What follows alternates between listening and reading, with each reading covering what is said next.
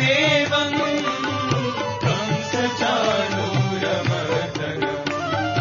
देवकी परमानन्दम् कृष्णं वन्दे जगद्गुरुम् देवकी परमानन्दम् कृष्णं वन्दे जगद्गुरुम्।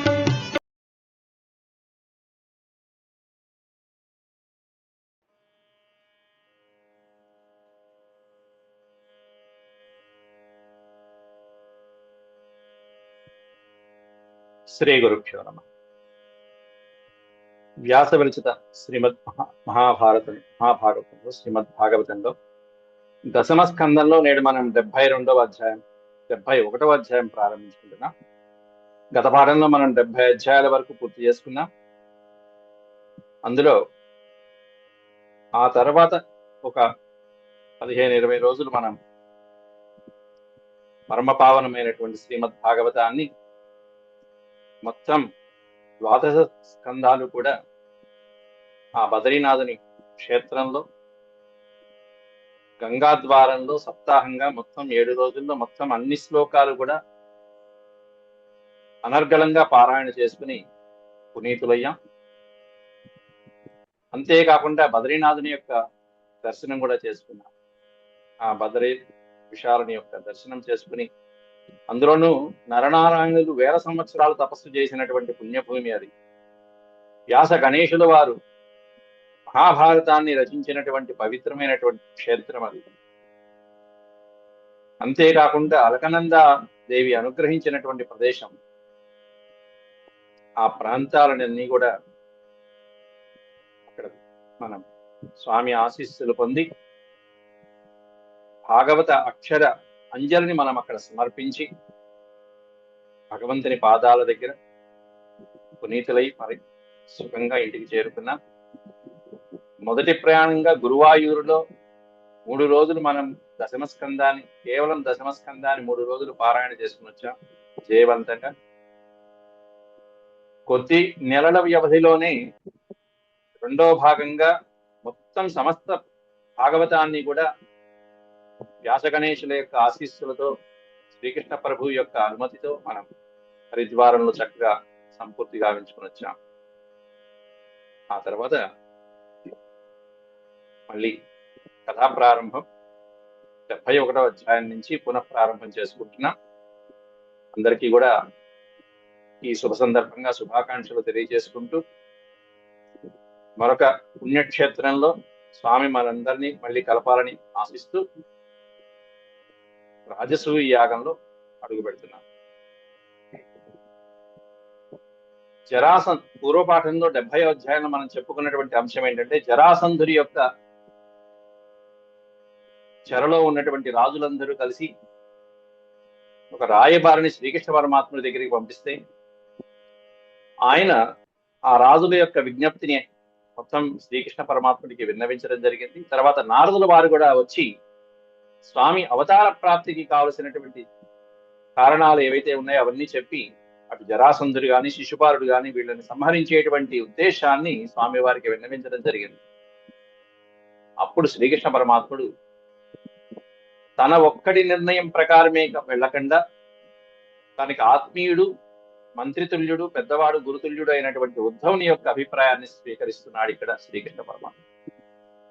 కాబట్టి అన్నీ తెలిసినటువంటి శ్రీకృష్ణ పరమాత్ముడు అన్నీ తెలిసినప్పటికీ కూడా ఇది రాజకీయం అంటే రాజనీతి అంటే రాజకీయం కూడా కదా రాజనీతి అంటే ఏమిటంటే ఎప్పుడు కూడా రాజ్యానికి రాజ శ్రేయస్సుకి సంబంధించినటువంటి విశేషాలు ఏదైనా సరే ఒక్కడే నిర్ణయం తీసుకోకూడదు. తాను అన్నీ తెలిసి ఉన్నప్పటికీ కూడా నిర్ణయం ఒక్కడే తీసుకోకూడదు. అలా అని చెప్పి చాలా మందితోనూ కలిసి నిర్ణయాలు తీసుకోకూడదు. అందువల్ల అక్కడ బలరాముడు ఉన్నాడు, శ్రేష్టమైనటువంటి వాడు ఉద్ధవుడు ఉన్నాడు. అలాంటి వాళ్ళతో స్వామి నిర్ణయించుకుని ఏది హితమో ఆ కార్యాన్ని నెరవేర్చడానికి శ్రీకృష్ణ పరమాత్ముడు సన్నద్ధమవుతున్నాడు.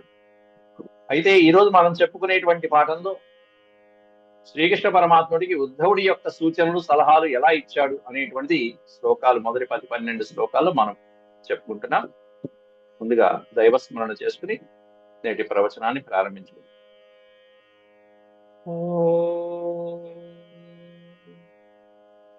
శుక్లాంబరధరం విష్ణుం శశివర్ణం చతుర్భుజం ప్రసన్నవదనం ధ్యాయేత్ సర్వవిఘ్నోపశాంతయే. వ్యాసం వసిష్ఠనప్తారం శక్తేః పౌత్రమకల్మషం పరాశరాత్మజం సుఖతాతం తపోనిధిం వ్యాసాయ విష్ణురూపాయ వ్యాసరూపాయ విష్ణవే. నమో వై బ్రహ్మనిధయే వాసిష్ఠాయ నమో నమః. నారాయణం నమస్కృత్య నరం చైవ నరోత్తమం దేవీం సరస్వతీం వ్యాసం తతో జయముదీరయేత్. సుదేవసుతం దేవం కంసచాణూరమర్దనం దేవకీ పరమానందం కృష్ణం వందే జగద్గురుం. శ్రీకృష్ణ హరి ఓం. 71వ అధ్యాయం ప్రారంభిస్తున్నాం.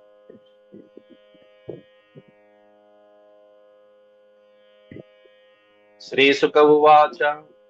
సుఖయోగేంద్రుల వారు పరీక్షిత్ మహారాజుకి ఈ ఆఖ్యానాన్ని వినిపిస్తూ, ఇత్యుదీరితమాకర్ణ్య దేవఋషేరుద్ధవో బ్రవీత్ సభ్యానాం మతమాజ్ఞాయ కృష్ణస్య చ మహామతిః. ఇది ఉదీరితమాకర్ణ్య. ఇతి అనే పదంలోనే ఈ విధంగా ఉదీరితం పలికినటువంటి విషయాలన్నీ కూడా ఆకర్ణ్య విని. ఎవరు పలికారు అంటే దేవర్షే. దేవర్షి అయినటువంటి నారదుడు ఈ విధంగా శ్రీకృష్ణ పరమాత్ముడితో దేవతల యొక్క సందేశాన్ని, పరమాత్ముడి యొక్క అవతార ప్రాభవాన్ని, ప్రయోజనాన్ని, అలాగే స్వామివారిని కీర్తించినటువంటి విశేషాలు, అంతేకాకుండా పాండవుల యొక్క విశేషాలు కూడా శ్రీకృష్ణుడే అడిగాడు. మా పాండవులు ఎలా ఉన్నారయ్యా అంటే చెప్పాడు, ధర్మరాజు రాజసూయ యాగాన్ని సంకల్పించాలి కాబట్టి నీ అనుజ్ఞ కావాలి అనేటువంటిది కూడా చెప్పడం జరిగింది. కాబట్టి సభలో అందరి ముందు కూడా నారదుడు ఒక బీజాన్ని వేసేశాడు. శ్రీకృష్ణ పరమాత్ముడికి తెలిసే అడిగాడు ఆ విషయం. ఇప్పుడు దాని యొక్క వ్యాప్తి కలగాలి. రాజసూయ యాగం పరిసమాప్తి కావడానికి శ్రీకృష్ణ పరమాత్ముని యొక్క సహాయ సహకారాలు పాండవులకి మెండుగా ఉండాలి. కాబట్టి దేవర్షి పలికినటువంటి ఈ మాటలన్నీ కూడా ఆకర్ణ్య విని ఉద్ధవో బ్రవీత్. శ్రీకృష్ణుడే స్వయంగా ఉద్ధవుణ్ణి ప్రేరేపించాడు. ఉద్ధవ, నీ సలహా ఏమిటి చెప్పమంటే అప్పుడు ఉద్ధవుడు అంటున్నాడు ఇక్కడ ఏమని, సభ్యానాం మతమాజ్ఞాయ. చెప్పేటువంటి వాడు సలహా ఎప్పుడు ఎలా ఏం చెప్పాలి? ఓ పక్కన అడిగినటువంటి వాళ్ళ యొక్క ప్రయోజనాన్ని, హితముని కాంక్షించి మనం చెప్పాలి. అలాగే మిగతా సభలో ఉన్నటువంటి పెద్దవాళ్ళందరూ కూడా ఏమనుకుంటున్నారో అది గ్రహించాలి.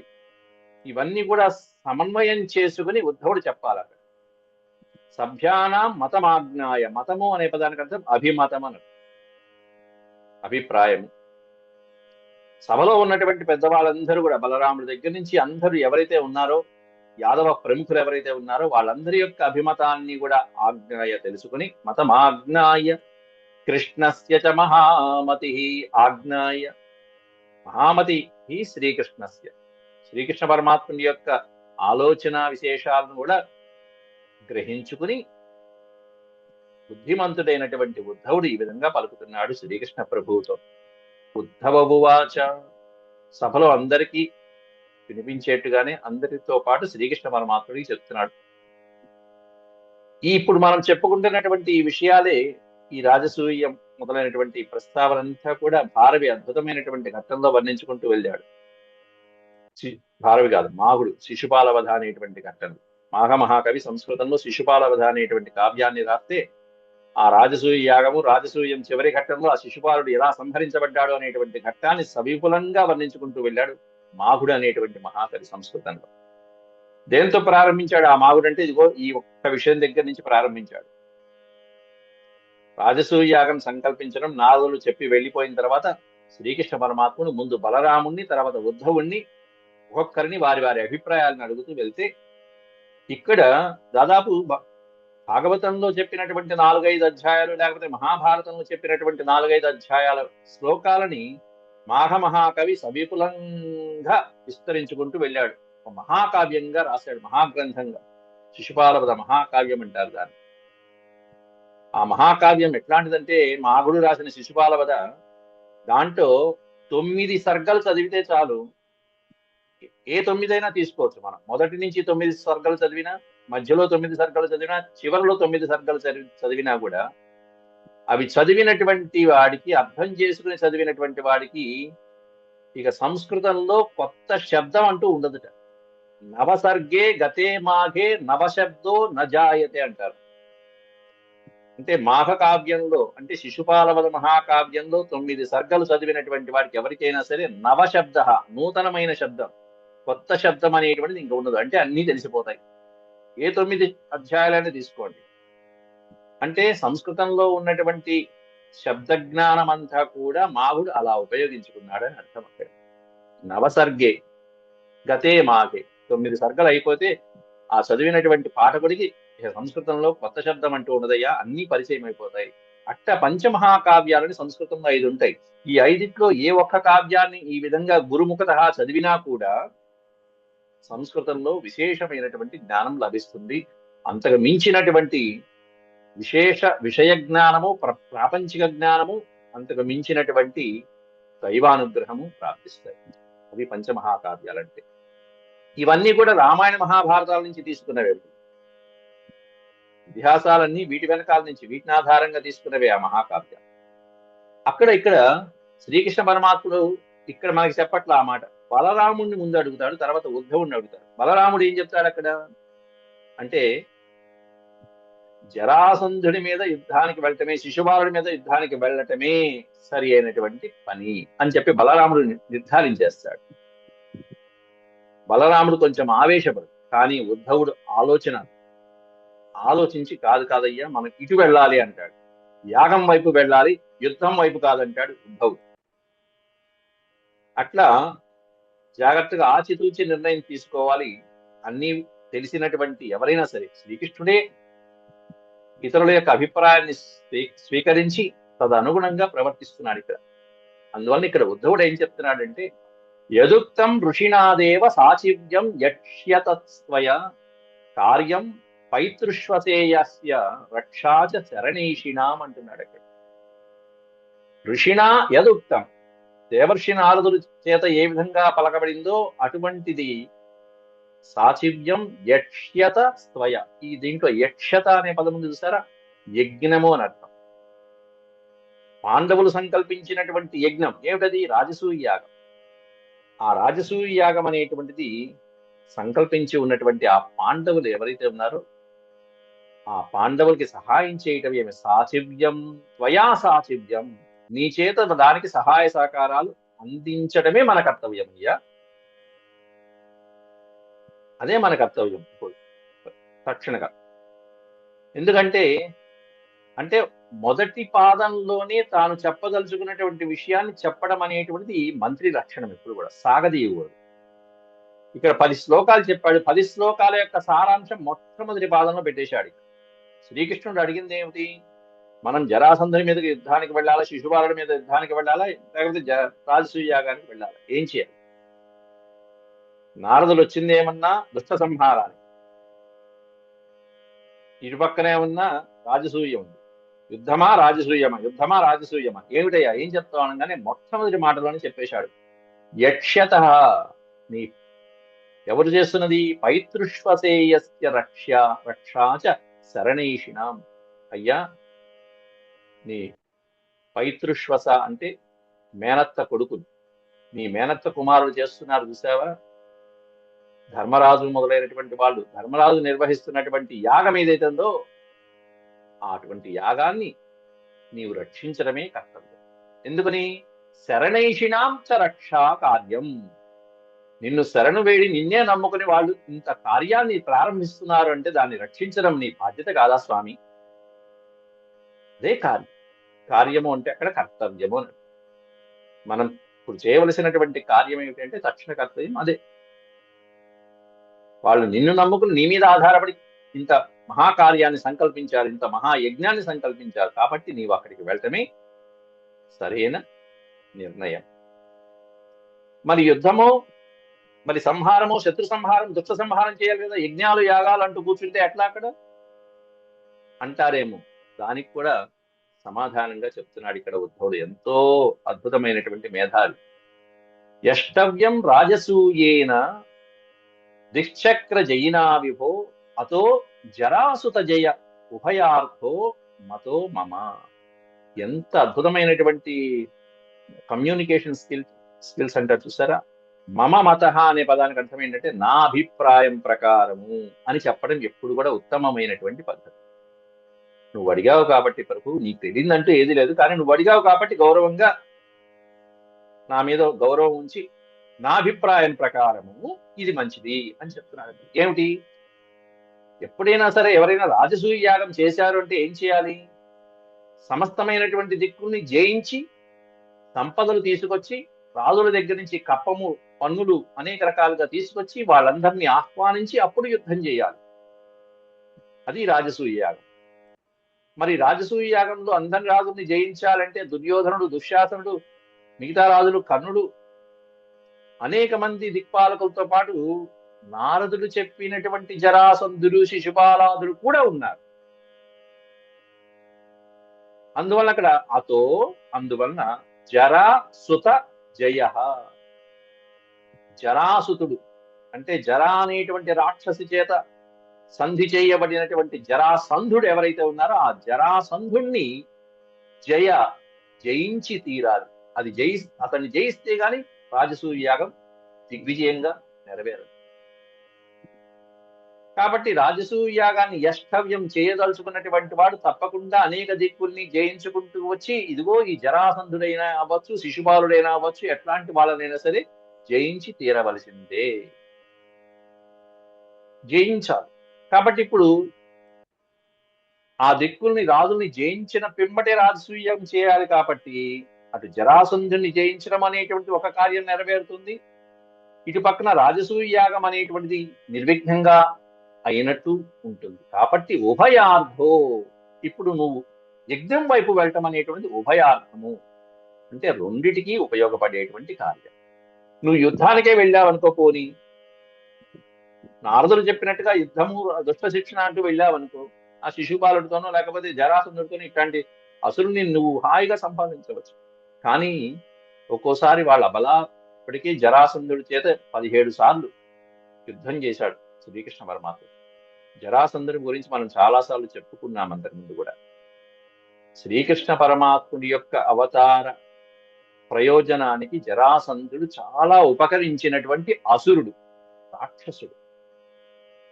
ఎందుకంటే పరమాత్ముని యొక్క అవతార ప్రయోజనం ఏమిటి అంటే భూమికి భారాన్ని తగ్గించడం అనేది ప్రధాన ప్రయోజనం కదండి. భూమి మీద ఉన్నటువంటి అసురుణ్ణి, రాక్షసుల్ని సంహరించి భూమికి భారాన్ని తగ్గించడం అనేది కృష్ణ అవతార ప్రయోజనం. అయితే మహాభారతంలో 18 అక్షోహిణుల సైన్యమే యుద్ధం చేసింది. కానీ జరాసంధుడు శ్రీకృష్ణ పరమాత్ముడితో 17 సార్లు యుద్ధానికి వెళ్ళాడు. వెళ్ళిన ప్రతిసారి 23 అక్షోహిణుల సైన్యంతో వెళ్ళాడు. అంటే మహాభారతంలో యుద్ధం చేసిన 18 అక్షోహిణుల కంటే కూడా ఎక్కువ 23 అక్షోహిణుల సైన్యం. అట్టా 17 సార్లు వెళ్ళాడు. అంటే 17 × 23 అక్షోహిణులు, దాదాపు 400 అక్షోహిణుల సైన్యం వాడు సమీకరించాడు. వాడు యుద్ధానికి వచ్చినప్పుడల్లా శ్రీకృష్ణ పరమాత్ముడు సైన్యాన్ని నిర్మూలించాడు. బలరాముడు జరాసంధుణ్ణి సంహరించబోతుంటే వద్దు అన్నయ్య ఆపు, వీడి వల్ల మనకి ప్రయోజనం ఉంది అని చెప్పి నివారించాడు శ్రీకృష్ణ పరమాత్ముడు. జరాసంధుడు వెళ్ళిపోవడం జరిగింది. మళ్ళీ సంవత్సరం తర్వాత మళ్ళీ సైన్యాన్ని సమీకరించుకుని మళ్ళీ యుద్ధానికి రావడం. ఇట్లా 17 పర్యాయాలు. అట్లా వాడిని ప్రాణాలతో కావాలని వదిలిపెట్టేశాడు. ఎందుకంటే భూభారం తగ్గాలి. అసురులు అంతమంది పుట్టారు. అందుకని ఆ తల్లి భూమాత విరవిల్లాడిపోయింది శ్రీకృష్ణ పరమాత్ముడి దగ్గరికి వెళ్ళింది మహావిష్ణువుని కోరుకు. 400 అక్షోహిణుల సైన్యం జరాసంధుడు తీసుకువచ్చాడంటే కృష్ణ పరమాత్మ అవతార ప్రయోజనానికి ఎంత ఉపకారం చేసినటువంటి అసురుడు ఈ జరాసంధుడు. ఇప్పుడు 18వ వెళ్తున్నారు. ఇప్పుడు సంహరించాలి. అయితే ఇప్పుడు అంతమందిని సంహరించినటువంటి శ్రీకృష్ణ పరమాత్ముడికి జరాసంధుడిని సంహరించడం పెద్ద కష్టమేమీ కాదు. అదే ఇప్పుడు ఉద్ధవుడు కూడా చెప్తాడు, ఆ మాట చెప్తాడు. కాకపోతే శ్రీకృష్ణ పరమాత్ముడు కొన్ని కొన్ని కార్యక్రమాలు కొంతమంది చేత కావాలని చేయిస్తాడు. దేనికి? వాళ్ళకి కీర్తి రావాలి. ధర్మరాజుకి శాంతి ఆనుశాసనిక పర్వాలలో అన్ని ధర్మాలు భీష్ముడి చేత చెప్పించాడు దగ్గర ఉండి. ఆయన చెప్పలేడా? ఆయనకి తెలియవా? కాదు. భీష్ముడికి ఆ కీర్తి రావాలి. భీష్ముడు తన భక్తుడు, శ్రీకృష్ణ పరమాత్ముడి భక్తుడు తనని నమ్ముకున్నటువంటి భక్తుడికి కీర్తి, జయము, ఐశ్వర్యము అన్ని అందించడం పరమాత్ముడి యొక్క బాధ్యత. అలా భీష్ముడిని ఆశీర్వదించి భీష్ముడికి తన శక్తినిచ్చి, ఇప్పుడు నువ్వు చెప్పవయ్యా ధర్మరాజుకి నీతులు అని చెప్పి ధర్మరాజుకి భీష్ముడి చేత అన్ని ధర్మాలు చెప్పించాడు. మహాభారతంలో శాంతి ఆనుశాసనిక పర్వాలు అబ్బా అద్భుతమైనటువంటి ఘట్టాలు ఆ రెండు. అట్లా ఇక్కడ కూడా జరాసంధుని తాను సంహరించవచ్చు. కానీ రాజసూయాగం ఎవరు చేస్తున్నారు? పాండవులు చేస్తున్నారు. కాబట్టి ఖ్యాతి ఎవరికి రావాలి? పాండవులకి రావాలి. కాబట్టి పాండవులలో 5గురిలో కూడా జరాసంధుడితో సమానమైన బలం కలిగినటువంటి వీరుడు ఎవరు? భీమసేనుడు. కాబట్టి భీముడి చేత సంహరింపజేస్తాడు శ్రీకృష్ణ పరమాత్మ. ఇది ప్రయోజనం. కాబట్టి ఆ కీర్తి అవన్నీ కూడా స్వామికి కీర్తి ఎందుకు? ఆయన ఇవన్నీ వీటి మీద వెంపర్లాడేవాడు కాదు కదా. కాబట్టి అతో జరాసుత జయ అన్నారు. అందుకే అందువలన జరాసుతుడు అంటే జరాసంధుని జయించడం అనేటువంటిది ప్రయోజనం లభిస్తుంది.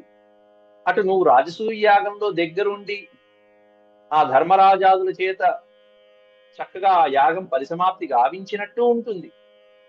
ఎందుకంటే యజ్ఞయాగాదులు దైవ కార్యక్రమాలు ఉంటే తప్పనిసరిగా వెళ్ళటం అనేటువంటిది సత్పురుషుల యొక్క బాధ్యత.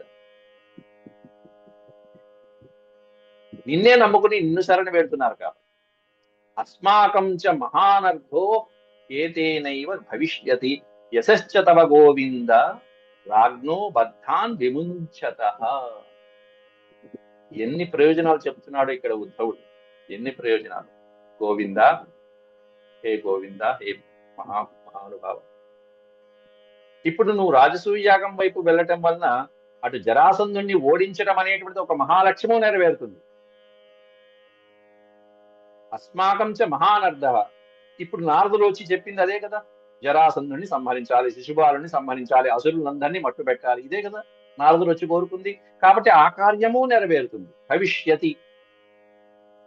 అంతేకాకుండా జరాసంధుడి చేతిలో బందీలైనటువంటి, ఇదిగో ఇంతకు ముందు అధ్యాయంలోనే చెప్పుకున్నా, ఎవరైతే ఆ రాజులందరూ ఒక దూతని పంపించి శ్రీకృష్ణ పరమాత్ముడిని శరణు వేడుకున్నారో, జరాసంధుడి చెరలో ఉన్నటువంటి 10,000 మంది రాజులు రాజ్ఞో బద్ధాన్, బంధించబడినటువంటి రాజులందరూ కూడా నిన్ను శరణు వేడుకున్నారు. కాబట్టి శరణు వేడినటువంటి శ్రీకృష్ణ పరమాత్ముడు మమ్మల్ని రక్షించాడు అనేటువంటి కీర్తి నీకు లభిస్తుంది. యశశ్చ, యశ అంటే కీర్తి.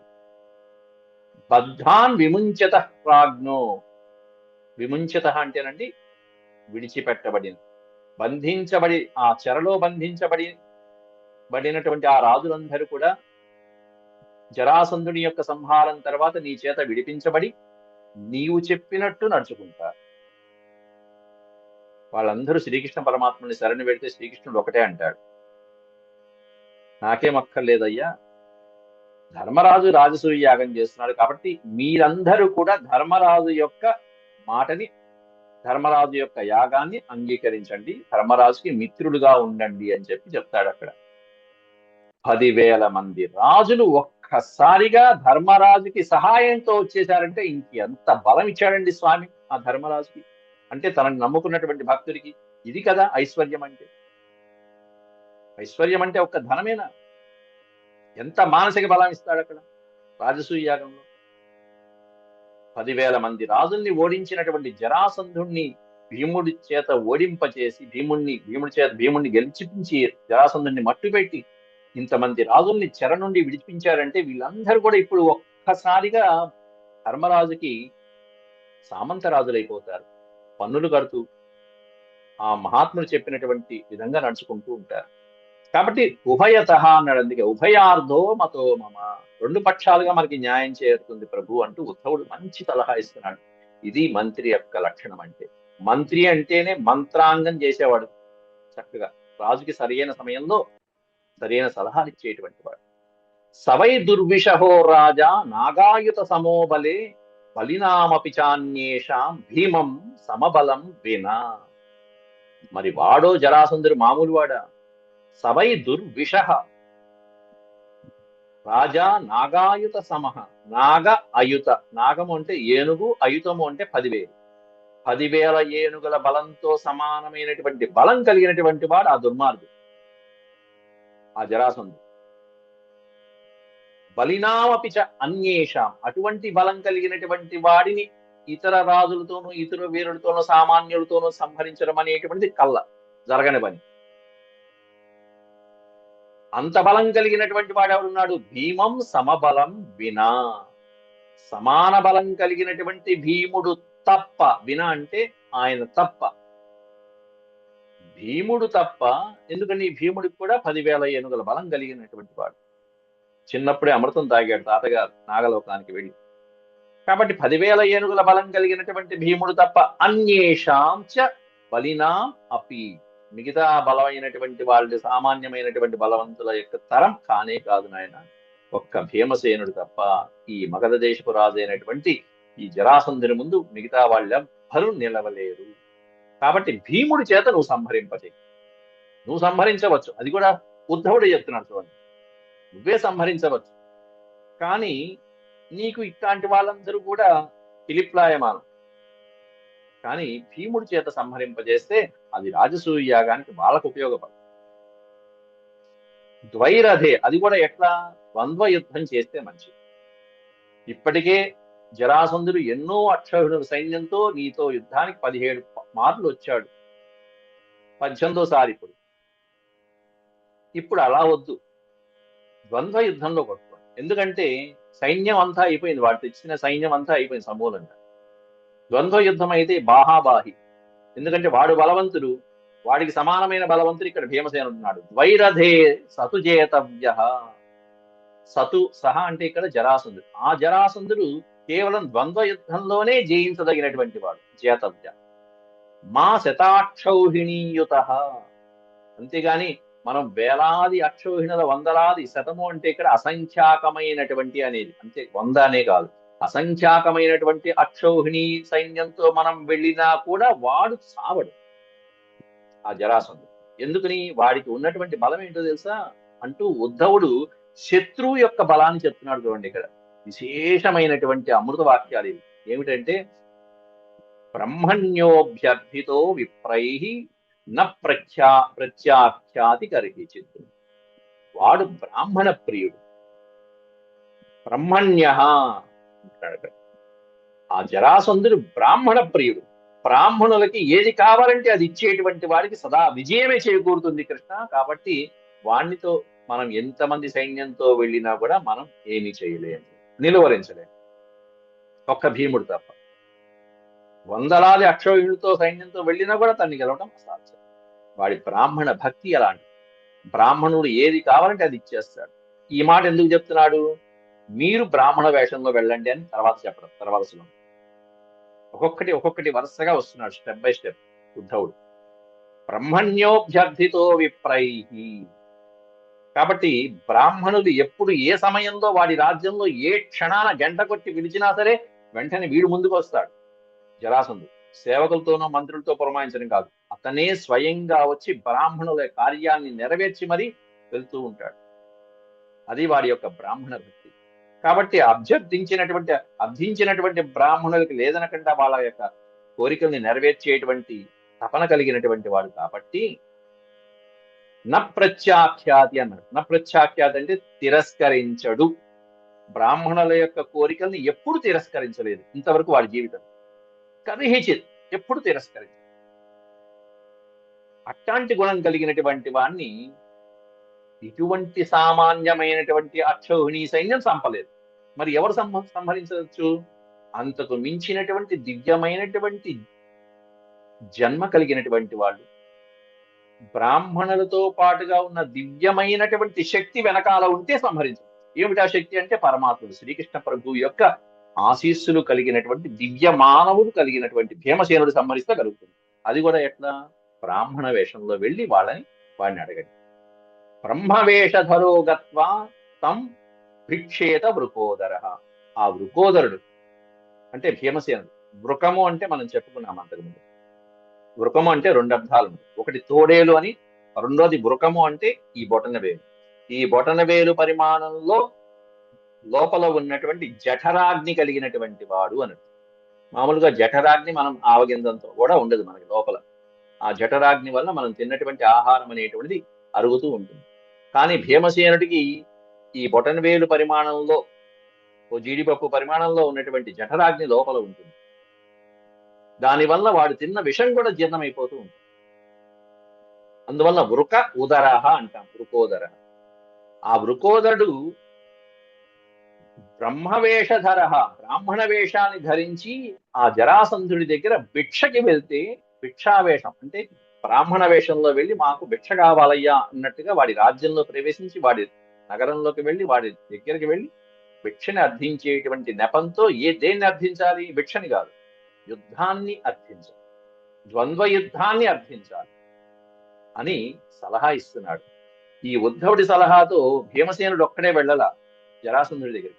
శ్రీకృష్ణ పరమాత్ముడు వెళ్ళాడు, అర్జునుడు వెళ్ళాడు, భీమసేనుడు వెళ్ళాడు. ముగ్గురు బ్రాహ్మణ వేషాలలోనే వెళ్ళారు. అంటే భీమసేనుడి దగ్గరుండి నడిపించి తతంగం అంతా నడిపించింది ఎవరై అంటే ఈ గోపాలుడే బ్రాహ్మణ వేషంలో వెళ్ళాడు. తర్వాత ఈయనకి వేషాలు కొత్త కాదుగా. హనిష్యతి నసందేహో ద్వైరథే తవ సన్నిధౌ అంటున్నాడు అక్కడ. తవ సన్నిధం అంటే ఇదిగో ఇది ముఖ్యం. భీముడు సంహరిస్తాడు ఎప్పుడు? తవ సన్నిధౌ, నువ్వు దగ్గర ఉంటే. ఇది ముఖ్యమైన పదం. నీ దగ్గర ఉంటే భీమసేనుడు తప్పకుండా నీ అనుగ్రహంతో ద్వైరథే, ద్వంద్వ యుద్ధంలో తప్పకుండా ఆ జరాసంధుడిని హనిష్యతి, సంహరిస్తాడు. నా సందేహ, ఇందులో సందేహమే లేదు మహాప్రభో అన్నాడు ఉద్ధవుడు కాస్త.